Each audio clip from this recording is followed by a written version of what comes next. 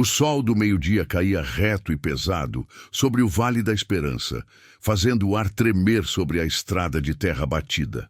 Não havia brisa, apenas o zumbido insistente das cigarras e um silêncio denso, carregado de expectativa. 20 homens, em sua maioria fazendeiros, formavam um semicírculo imperfeito em frente à porteira do rancho Recanto do Sol.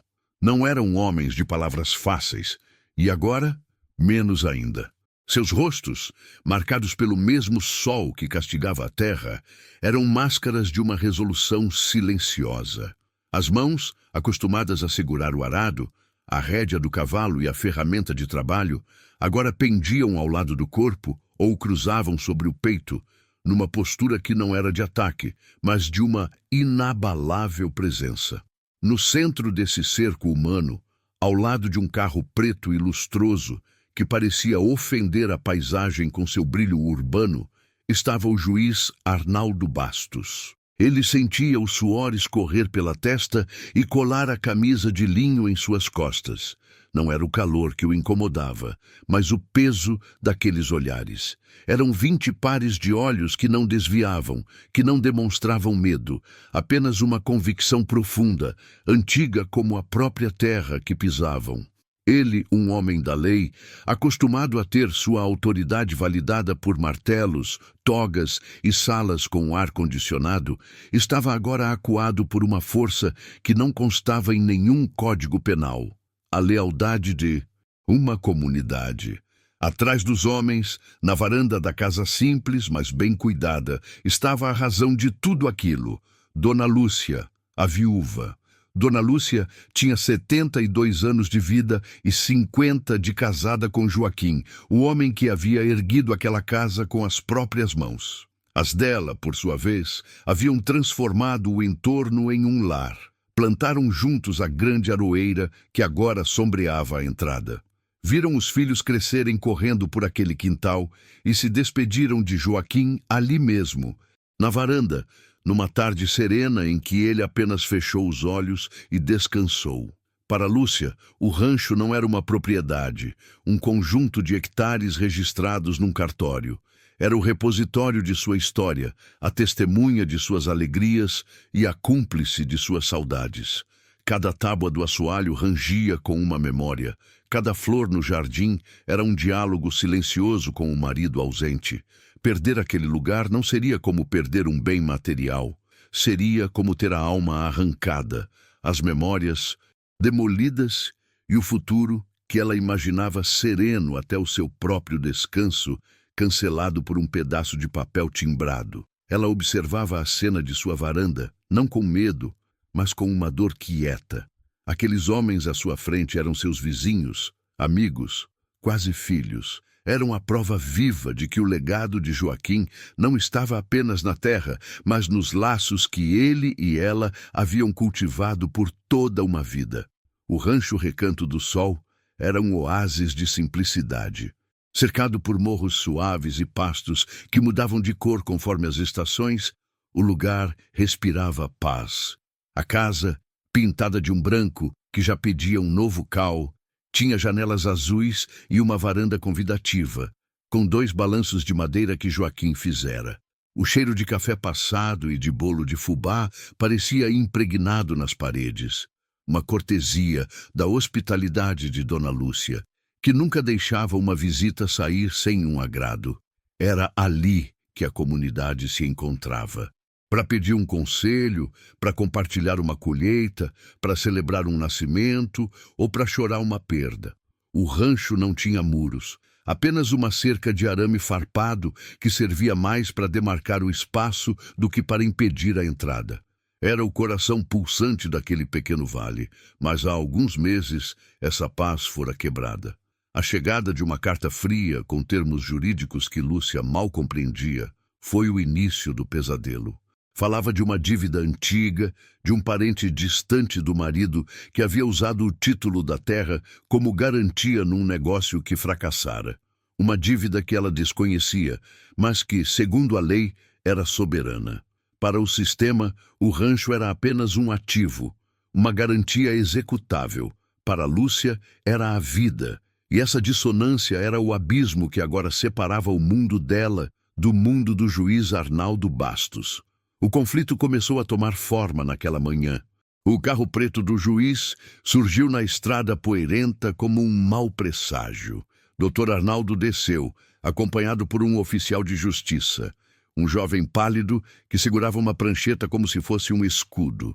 O juiz não olhou para a beleza do lugar, não notou as flores no jardim, nem o esmero com que tudo era cuidado. Seu olhar era pragmático, focado em cumprir uma ordem de despejo. Ele se aproximou da varanda com passos firmes, a expressão endurecida pela certeza de seu poder. Dona Lúcia, ele disse, a voz soando alta e deslocada naquela tranquilidade matinal. Sou o juiz Arnaldo Bastos. Estou aqui para cumprir a ordem de reintegração de posse. A senhora tem 1 hora para recolher seus pertences pessoais. As palavras caíram como pedras no peito da viúva. 1 hora.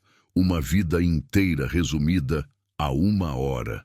Ela apenas o encarou, as mãos trêmulas segurando a xícara de café que esfriava, e balançou a cabeça negativamente. Não por desafio, mas por pura incredulidade. Foi nesse instante que o primeiro vizinho chegou, depois o segundo, o terceiro, até que 20 deles estavam ali. A reação do juiz foi de impaciência, seguida por uma irritação crescente.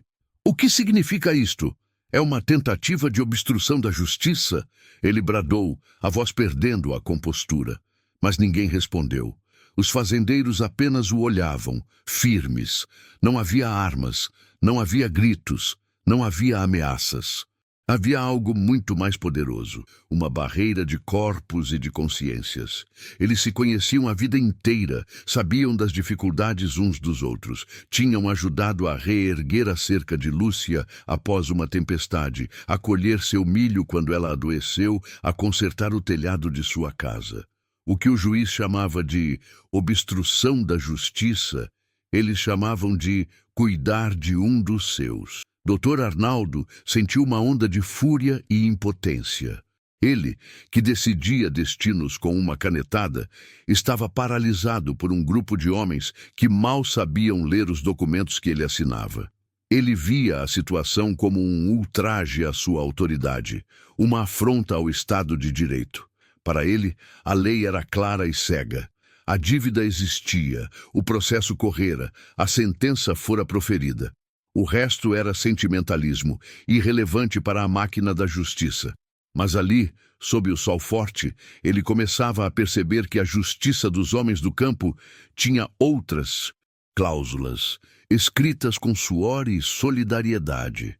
Seu Jairo, o mais velho de todos, com as costas curvadas pelo tempo, mas os olhos ainda vivos, estava na primeira fila. Ele se lembrava de Joaquim chegando àquelas terras, um rapaz cheio de sonhos. Lembrava-se do casamento dele com Lúcia, uma festa simples no terreiro da igreja. Tinha segurado os filhos deles no colo. Para seu Jairo, a terra de Lúcia era uma extensão da história de todos eles. Ao seu lado, Beto, um rapaz forte e de poucas palavras, sentia o sangue ferver. Ele via no juiz a arrogância da cidade que sempre vinha para tirar algo do campo, a água, a madeira, a produção e agora a dignidade de uma senhora. Ele não entendia de leis, mas entendia de certo e errado. E aquilo era errado. Cada um dos 20 homens ali tinha uma razão pessoal para estar presente. Um devia um favor a Joaquim, outro tinha sido ajudado por Lúcia, um terceiro simplesmente acreditava que uma comunidade que abandona seus idosos está fadada a morrer. Eles não haviam combinado nada. A notícia da chegada do juiz correu de boca em boca, de porteira em porteira, e eles simplesmente vieram. Foi um movimento orgânico, instintivo, a resposta de um corpo que sente uma de suas células ser atacada. A tensão era palpável, quase sólida. O oficial de justiça olhava para o juiz, esperando uma ordem, mas Dr. Arnaldo estava paralisado, preso num dilema. Ele poderia ligar para o comando da polícia e pedir reforços. Em 1 ou 2 horas, viaturas chegariam, talvez até a tropa de choque. A cena se transformaria numa batalha, com manchetes nos jornais do dia seguinte: juiz é feito refém por fazendeiros, ou conflito agrário termina em violência. Ele venceria, a lei seria cumprida, mas a que custo? A imagem de Dona Lúcia, frágil e digna na varanda, o assombrava. E os olhos dos 20 homens à sua frente, eles não recuavam. Ele percebeu com um calafrio que eles estavam dispostos a ir até o fim, não com violência, mas com a resistência passiva de quem não tem mais nada a perder. A sua carreira, construída sobre a aplicação fria da lei, estava em xeque por causa de um rancho perdido no interior. Pela primeira vez em anos, a letra da lei e o conceito de justiça pareciam, para ele, duas coisas perigosamente distintas. O sol continuava a bater impiedoso. O juiz Arnaldo Bastos, sentindo-se mais exposto e vulnerável do que nunca, finalmente tomou uma decisão. Ele tirou o celular do bolso, o gesto lento e deliberado. Os homens se enrijeceram, esperando a chamada que traria a força policial.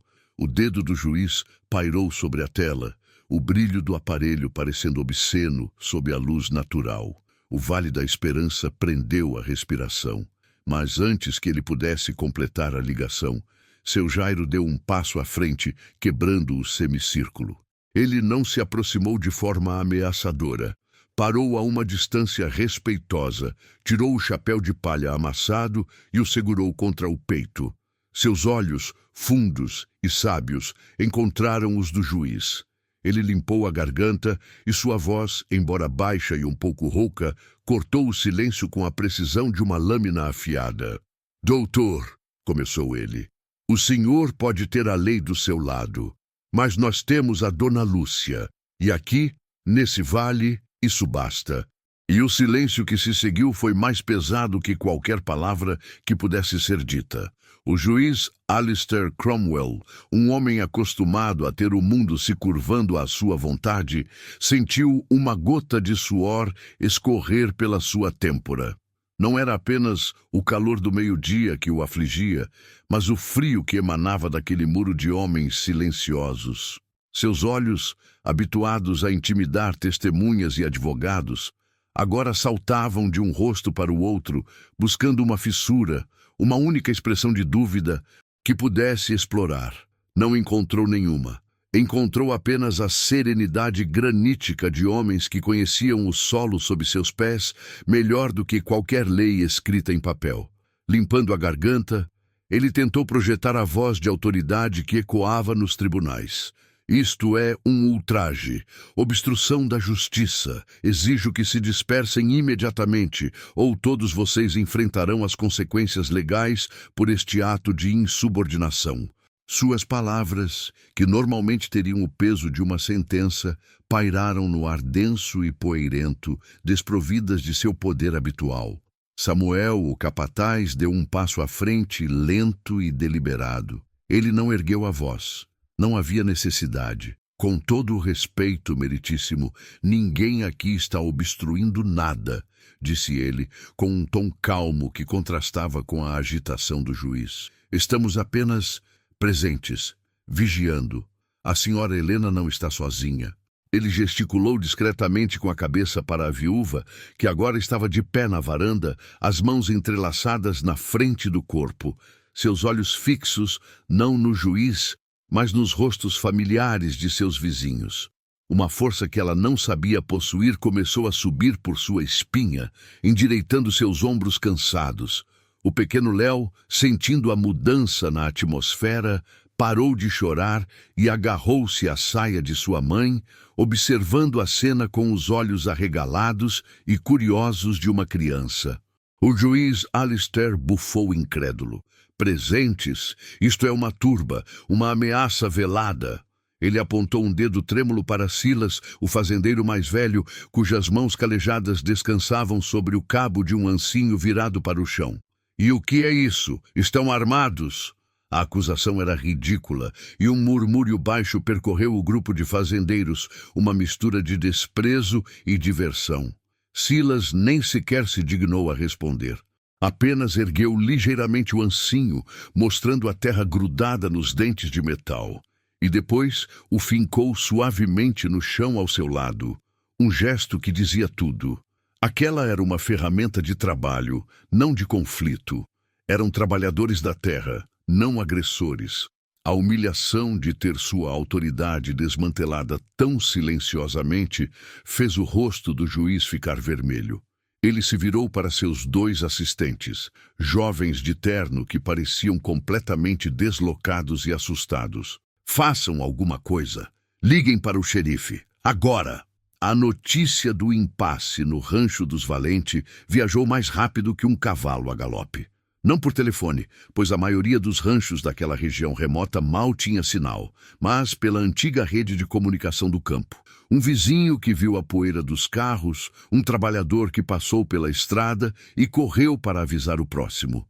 Em menos de 1 hora, a história já era contada no armazém da pequena cidade de Vale Sereno. As reações foram imediatas e divididas. Alguns, especialmente os comerciantes que dependiam do favor de figuras poderosas, como o juiz Cromwell, balançavam a cabeça com preocupação. Eles enlouqueceram? Desafiaram um juiz federal? Vão todos para a cadeia! Resmungou o dono do armazém, limpando o balcão com uma força desnecessária.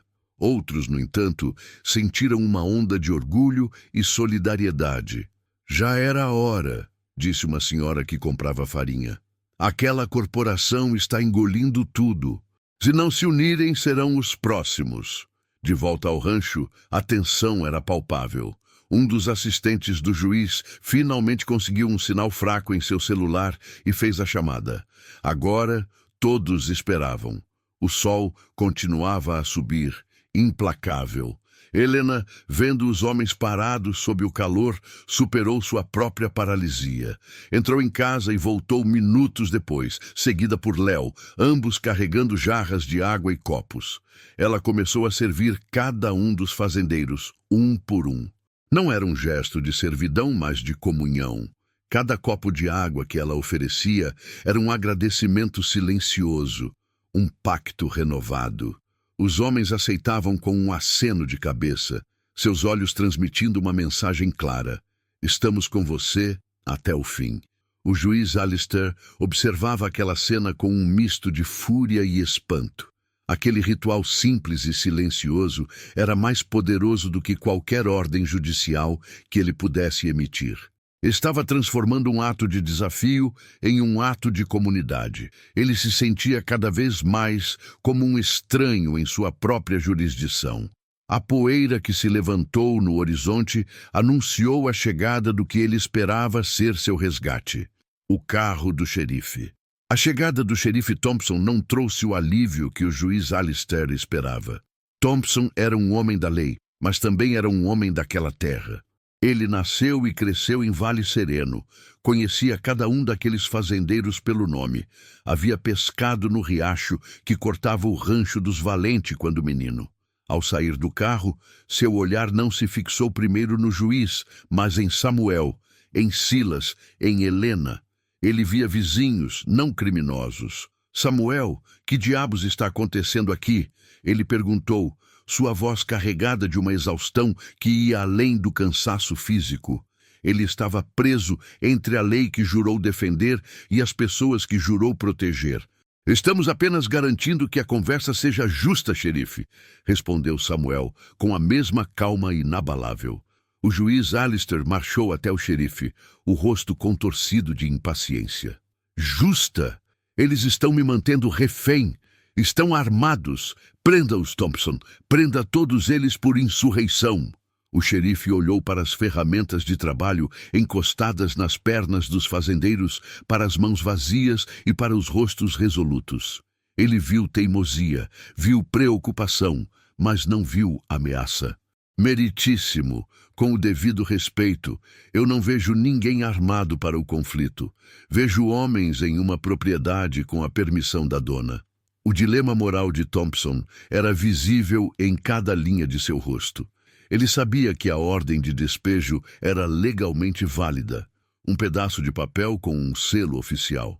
Mas ele também conhecia a história por trás dela. A morte de Pedro Valente, a pressão da corporação de mineração, a forma como Helena fora encurralada. Prender aqueles homens seria legal, mas seria justo. Deixar de prendê-los significaria desafiar um juiz federal, um ato que poderia custar-lhe o emprego e a carreira. Sua mão pairou sobre o coldre de sua arma, não por instinto de sacá-la, mas como um tique nervoso, um ponto de contato com a autoridade que ele sentia escorrer por entre seus dedos. O impasse se aprofundou.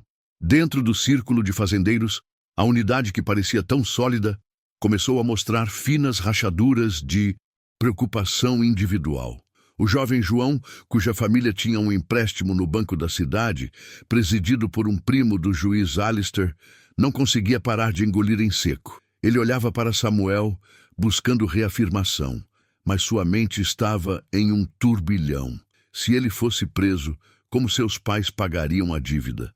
O banco usaria isso como desculpa para executar a hipoteca deles também? Seu desafio não era contra o juiz, mas contra o medo que o juiz representava. O poder de destruir vidas com uma canetada, muito além daquela ordem de despejo. Ele não era o único. Outro fazendeiro, mais velho, lembrava-se de uma disputa de terras de anos atrás, que perdeu no tribunal de Alistair em circunstâncias suspeitas. Ficar ali era cutucar um urso adormecido que já havia lhe tirado um pedaço. Helena, percebendo a ansiedade que começava a se infiltrar na coragem de seus vizinhos, sentiu uma pontada de culpa. Ela não pediu por aquilo. Sua luta era sua, mas eles a haviam tornado deles. Ela se aproximou de Samuel, sua voz um sussurro. Samuel, talvez seja melhor vocês irem. Eu não posso pedir que arrisquem tudo por mim. Vocês têm famílias, têm suas próprias terras para proteger. Samuel se virou para ela e, pela primeira vez, um sorriso suave tocou seus lábios. Helena, ele disse, sua voz baixa e firme, a terra de um é a terra de todos. Se deixarmos que peguem a sua hoje, amanhã virão pela nossa, e não haverá ninguém para ficar ao nosso lado. Proteger a sua família hoje é proteger as nossas amanhã. Nós ficamos. Suas palavras não foram apenas para ela, foram ditas para que os outros pudessem ouvir. Foi um bálsamo para as dúvidas, um lembrete do porquê estavam ali. O medo de João não desapareceu, mas agora ele tinha um contrapeso. O medo ainda maior de ficar sozinho. O sol começou a descer no horizonte, pintando o céu com tons de laranja e roxo. A luz longa e dourada do entardecer lançava sombras compridas dos homens, fazendo com que sua presença silenciosa parecesse ainda mais formidável. O dia se transformara em uma vigília. A esposa de Samuel e outras mulheres da comunidade chegaram em suas caminhonetes, trazendo cestas com pão, queijo, café em garrafas térmicas e ensopado quente em panelas. A atmosfera mudou sutilmente. O que era um confronto tenso, agora se assemelhava a uma reunião comunitária, um piquenique de protesto. O cheiro de café e comida caseira se misturava ao cheiro de poeira e suor. As mulheres se juntaram a Helena na varanda, criando um segundo círculo de força silenciosa ao redor dela. O juiz Alistair, seu estômago roncando de fome e seu orgulho ferido, observava a cena com crescente desespero. Seus assistentes estavam sentados no carro, as portas abertas, parecendo prisioneiros de guerra derrotados. O xerife Thompson, por sua vez, aceitou um copo de café oferecido por uma das mulheres. Ele se encostou em seu carro, tomando a bebida quente lentamente, seu rosto uma máscara de neutralidade, mas seus olhos observavam tudo. Ele não estava mais no meio. Ele havia escolhido um lado, mesmo que passivamente. Ele não iria prender ninguém. Alistair percebeu isso. Ele estava completamente isolado, cercado não por uma turba hostil, mas por algo muito mais poderoso. Uma comunidade inabalável. Sua autoridade legal era inútil ali. Ele estava sendo derrotado por pão, café e decência. A raiva começou a dar lugar a um pânico frio. A corporação que o apoiava não ficaria feliz com esse fracasso. Sua carreira, sua reputação, tudo estava em jogo, desmoronando lentamente sob o peso de 20 fazendeiros e suas famílias. No coração daquela noite que caía, iluminada por alguns lampiões a gás e pelos faróis das caminhonetes, as conversas se tornaram mais baixas e reflexivas. Silas, o velho fazendeiro, sentou-se num caixote perto da varanda. O pequeno Léo se aproximando timidamente dele. O velho começou a contar ao menino histórias de seu avô, Pedro Valente. Ele não falava sobre as colheitas ou sobre o gado, mas sobre como Pedro havia ajudado cada um deles em tempos difíceis. Seu avô, menino, disse Silas, a voz rouca pela emoção. Uma vez, durante a grande seca, ele dividiu o poço dele com 4 famílias, mesmo sabendo que poderia faltar água para o seu próprio rebanho. Ele dizia que gado a gente compra de novo, mas vizinho bom não tem preço. Outros homens se aproximaram, cada um adicionando uma memória, um fragmento da bondade de Pedro. Um lembrou de como Pedro o ajudou a reconstruir um celeiro após uma tempestade. Outro, de como Pedro lhe emprestou um trator na época do plantio, sem pedir nada em troca. Helena ouvia, as lágrimas escorrendo silenciosamente por seu rosto. Não eram lágrimas de tristeza, mas de uma profunda e avassaladora gratidão. Eles não estavam defendendo apenas um pedaço de terra.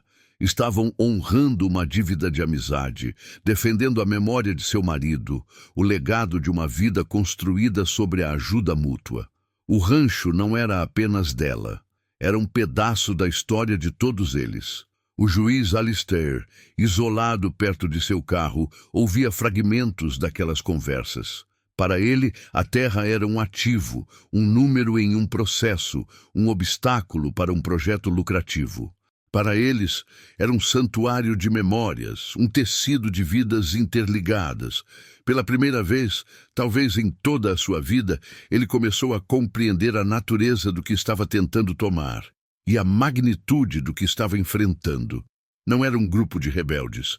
Era a própria alma daquele vale e ela se recusava a ser despejada. A virada aconteceu de uma forma inesperada. Um dos jovens assistentes do juiz, um rapaz chamado Arthur, que passara o dia inteiro em silêncio, pálido e assustado, não aguentou mais. Ele crescera em uma cidade pequena, e a cena daquela comunidade se unindo ressoava com algo profundo dentro dele, algo que sua ambição na cidade grande havia soterrado. Ele se aproximou do juiz Alistair, o telefone na mão. Meritíssimo, eu não posso mais fazer parte disso. Alistair o encarou, os olhos faiscando de fúria. O que você está dizendo, seu moleque incompetente? Eu ouvi suas chamadas com o CEO da Titan Mining, disse Arthur, a voz tremendo, mas firme. Eu sei que a avaliação de inaptidão agrícola da terra foi forjada. Eu tenho as cópias dos e-mails no meu telefone. O senhor sabia que havia um veio de água subterrâneo crucial para todos os ranchos vizinhos bem debaixo desta propriedade, e a ordem de despejo era para garantir o acesso da mineradora antes que isso se tornasse público. Um silêncio chocado caiu sobre o grupo. Todos se viraram para o juiz. A acusação de Arthur não era sobre legalidade, mas sobre uma traição monumental. Alistair não queria apenas o rancho de Helena. Ele estava disposto a sacrificar o sustento de todo o vale por um acordo lucrativo. O xerife Thompson, que estava perto o suficiente para ouvir, deu um passo à frente, sua expressão endurecendo. A neutralidade se evaporou, substituída pela fúria fria de um protetor traído. Ele olhou para Alistair, não mais como um juiz, mas como um criminoso. Meritíssimo, disse Thompson, o título agora carregado de desprezo. Acho que o senhor tem muito a explicar, e não será no seu tribunal. A revelação de Arthur foi a faísca que incendiou a situação. A luta não era mais apenas sobre uma viúva e seu rancho. Era sobre a sobrevivência de todos eles. A corrupção, antes uma suspeita sombria, agora tinha um rosto e um nome, e estava ali, encurralada pela verdade sob o céu, estrelado do interior. O juiz Alistair Cromwell estava quebrado. A revelação de seu assistente o havia despojado de sua última arma, a fachada da lei. Agora, ele não era um executor da justiça, mas um conspirador exposto. Seu rosto, antes vermelho de raiva, agora estava pálido de pânico. Ele olhou para o círculo de fazendeiros e seus rostos não eram mais apenas resolutos, eram acusadores. Ele olhou para o xerife e não viu um subordinado, mas um juiz e um júri. O peso de 20 pares de olhos, representando gerações de trabalho honesto e confiança mútua, pressionava-o de todos os lados. Ele tentou gaguejar uma negação, falar sobre documentos forjados, sobre um funcionário descontente, mas as palavras morreram em sua garganta. A evidência estava ali, na mão trêmula de Arthur, em um aparelho eletrônico que continha sua ruína. Samuel deu um passo à frente, colocando-se entre o juiz e o resto da comunidade, como se para proteger ambos de uma explosão iminente. Ele não se dirigiu ao juiz, mas ao xerife Thompson. Xerife, o que acontece agora? A pergunta pairou no ar, carregada com o peso de tudo o que havia transcorrido naquele longo dia e noite. A lei havia sido torcida e usada como uma arma contra eles. Agora, a verdade estava do seu lado, mas o poder formal ainda estava com homens como Alistair. O impasse havia mudado de físico para legal. O juiz era culpado, mas ainda era um juiz. Os fazendeiros estavam certos, mas ainda eram cidadãos comuns que haviam desafiado uma ordem federal. A noite estava chegando ao fim, mas a verdadeira batalha, a batalha pela justiça real e duradoura para o Vale Sereno, estava apenas começando. Todos prenderam a respiração, esperando a resposta do xerife. Bloco 1. O ar na estrada de terra parecia denso, carregado de uma eletricidade silenciosa. Dentro de seu carro de luxo, agora empoeirado e impotente, o juiz Alencar sentia o peso de 20 pares de olhos fixos nele. Não havia gritos, não havia ameaças, apenas o zumbido baixo dos motores dos tratores e o som do vento assobiando pela vegetação seca. Era um silêncio que o acusava mais do que qualquer palavra. Ele, um homem acostumado a comandar salas de tribunal com o bater de um martelo, a dobrar vontades com a força da lei que ele próprio interpretava, estava paralisado. Do lado de fora, os fazendeiros formavam uma muralha humana e mecânica. Eram homens de rostos sulcados pelo sol, de mãos grossas e calejadas pelo trabalho na terra. Seus corpos, firmes e eretos, falavam uma linguagem que o juiz não podia contestar em seus códigos e artigos. E ali, no centro daquela resistência pacífica, estava Dona Helena. Ela não chorava. Apenas segurava o chapéu de feltro gasto de seu falecido marido contra o peito, um escudo feito de memória e saudade. Aquele objeto simples para o juiz era mais intimidador do que qualquer arma. Representava uma linhagem, uma história enraizada naquela terra que ele via apenas como um ativo em uma planilha. O motor do seu carro continuava a roncar, um som artificial e deslocado naquela paisagem de resistência orgânica. Ele olhou para o seu celular, pensando em ligar para a polícia, em invocar a lei. Mas ele sabia, com uma clareza amarga, que a imagem de viaturas arrastando 20 agricultores para proteger seus interesses corporativos seria um desastre. Ele estava preso, não por correntes, mas pela dignidade inabalável de pessoas que não tinham mais nada a perder. A poeira que se assentava lentamente sobre o capô do seu carro parecia a poeira do tempo, e ele, pela primeira vez em muitos anos, sentia-se um estranho em seu próprio mundo de poder. O suor começou a escorrer por sua testa, não pelo calor, mas pela fria e inegável constatação de que sua autoridade havia encontrado um limite, e esse limite era à beira do rancho de uma viúva. Bloco 2. O impasse se estendeu por minutos que pareceram horas. Cada segundo de silêncio era uma vitória para os fazendeiros e uma erosão na armadura do juiz Alencar. Finalmente, como se um acordo mudo tivesse sido selado entre eles, um dos homens, Samuel, o vizinho mais próximo de Helena, deu um passo à frente. Ele não se aproximou do carro com raiva, mas com a solenidade de quem realiza um ato importante. Parou a uma distância respeitosa, o seu olhar encontrando o do juiz através do para-brisa. Ele não disse uma palavra.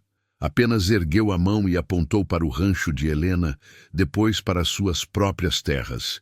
E então fez um gesto circular, abrangendo todo o vale. A mensagem era clara, universal. Isso aqui é nosso, somos parte desta terra e ela é parte de nós. Foi o suficiente.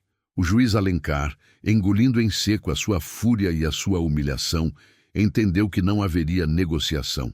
Qualquer movimento agressivo de sua parte transformaria aquela resistência silenciosa em uma notícia nacional. Derrotado, ele engatou a marcha à ré. O som do seu carro recuando foi o único ruído que quebrou o silêncio. As caminhonetes e os tratores não se moveram até que o veículo de luxo estivesse longe o suficiente para iniciar uma manobra lenta e desajeitada na estrada estreita. Enquanto o carro se afastava, levantando uma nuvem de poeira que simbolizava a sua retirada, nenhum fazendeiro comemorou. Eles apenas observaram, seus rostos impassíveis, até que o último vislumbre do metal brilhante desaparecesse na curva. Apenas quando o som do motor se desvaneceu por completo, o ar pareceu ficar mais leve. A tensão se dissipou como a névoa da manhã, e a estrada de terra, antes um campo de batalha simbólico, voltou a ser apenas uma estrada. A batalha havia sido vencida sem um único tiro, sem uma única ofensa.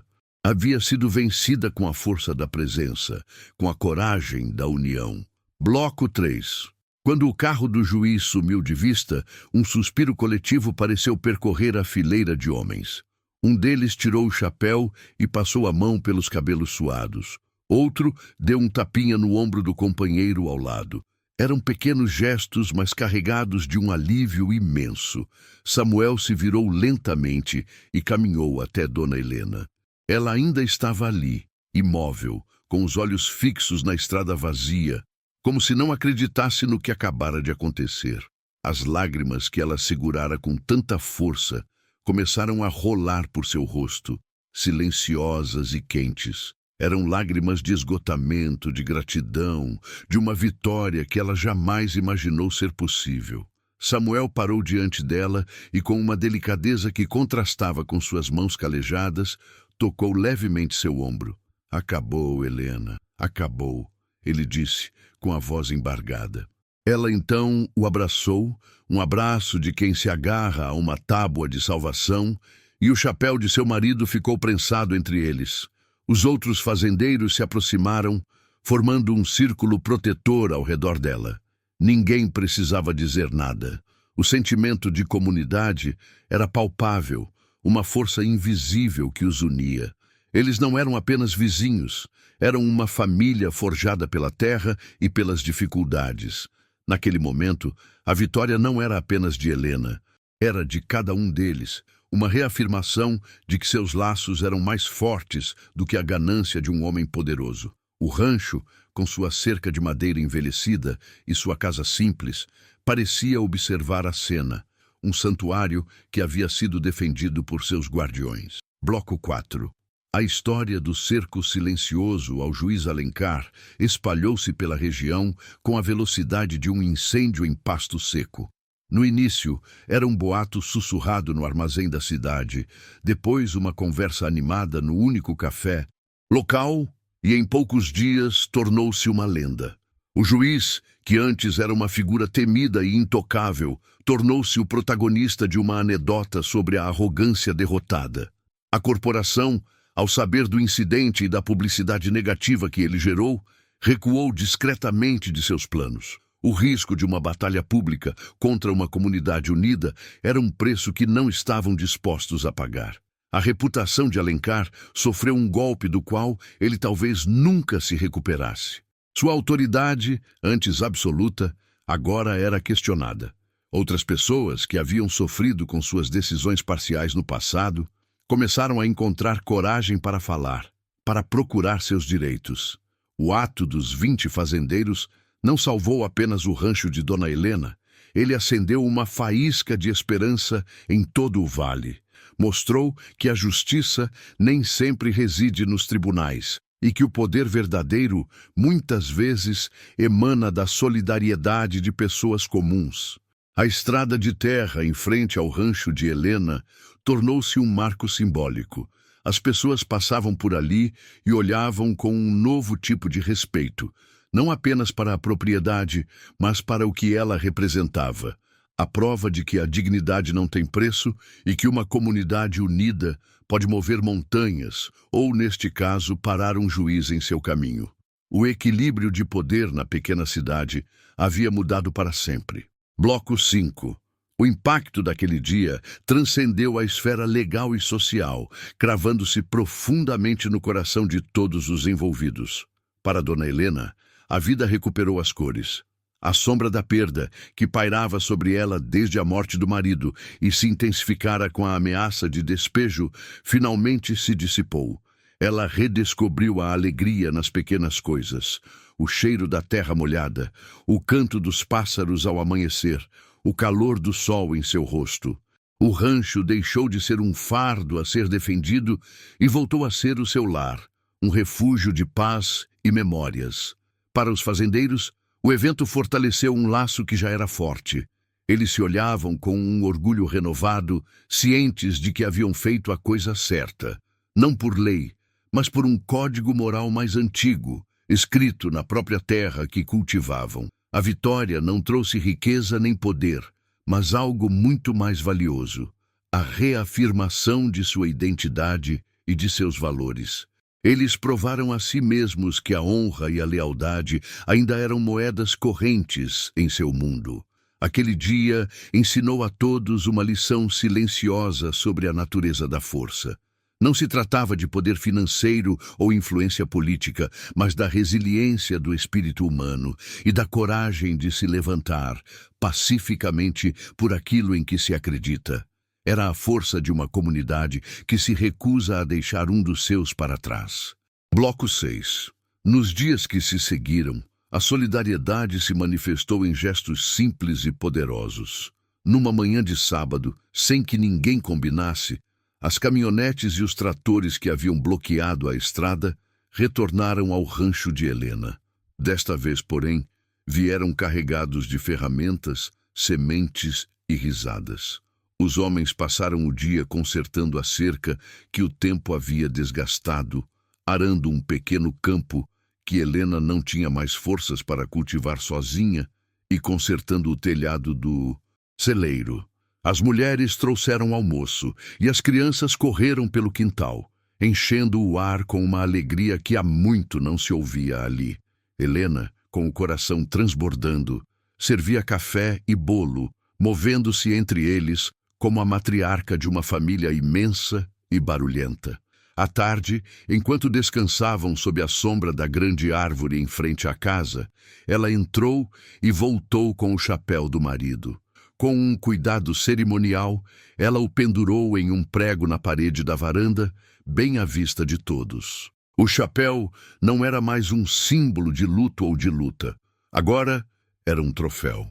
Um memorial silencioso à coragem do homem que construiu aquele lugar e à comunidade que o salvou. Cada vez que o vento soprava e balançava suavemente o chapéu, era como se o próprio espírito daquela terra agradecesse a seus filhos por sua lealdade e bravura. Aquele gesto selou o fim da batalha e o início de um novo capítulo, não apenas para Helena, mas para todos eles. Bloco 7. Longe dali, em seu escritório suntuoso e silencioso, o juiz Alencar encarava a vista da cidade pela janela, mas não havia. Ele revivia a cena em sua mente, repetidamente. As ligações da corporação haviam cessado. Seus contatos no governo estavam distantes. Ele não fora punido formalmente, mas o isolamento era uma sentença em si. Pela primeira vez, ele foi forçado a uma introspecção dolorosa. Ele sempre acreditou que tudo e todos tinham um preço. Sua carreira foi construída sobre essa premissa cínica. Ele comprou favores, vendeu sentenças e negociou a justiça como se fosse uma mercadoria. Mas na estrada poeirenta, ele se deparou com algo que não estava à venda.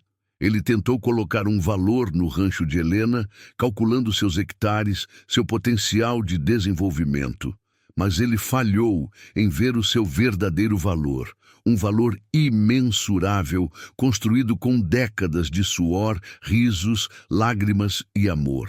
Ele foi derrotado não por um advogado mais esperto ou por uma força política maior, mas por um chapéu de feltro velho e pelo silêncio de 20 homens.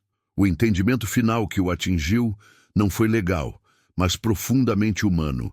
Ele, o homem da lei, havia subestimado o poder das raízes. Havia uma lei mais antiga e mais forte em jogo naquele dia, a lei da terra, do pertencimento.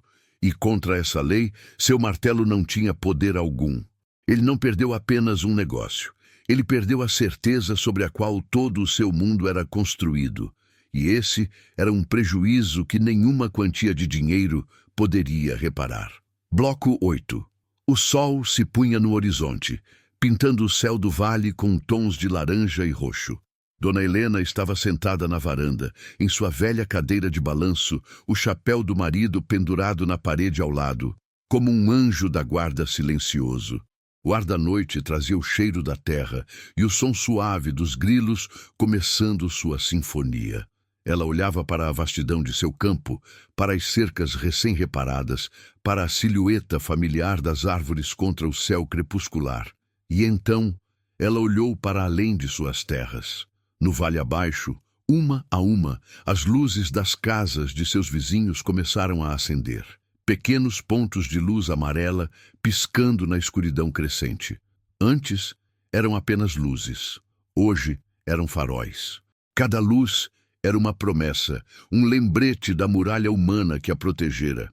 Eram as casas de Samuel, de João, de Pedro, de todos os 20 homens que se postaram entre ela e a injustiça. Elas formavam uma constelação de solidariedade na paisagem escura, uma rede de segurança tecida com coragem e amizade. O rancho não era mais uma ilha isolada, mas o centro de um universo de afeto. Naquele dia, 20 fazendeiros cercaram um juiz. E o que aconteceu foi mais do que a salvação de um pedaço de terra. O que aconteceu foi que uma comunidade, à beira de esquecer sua própria força, lembrou-se de que juntos eles eram inquebrantáveis. E naquela noite, sob o céu estrelado, Dona Helena finalmente se sentiu em paz, sabendo que seu lar estava seguro não por muros ou por leis, mas pelo coração pulsante de seu povo.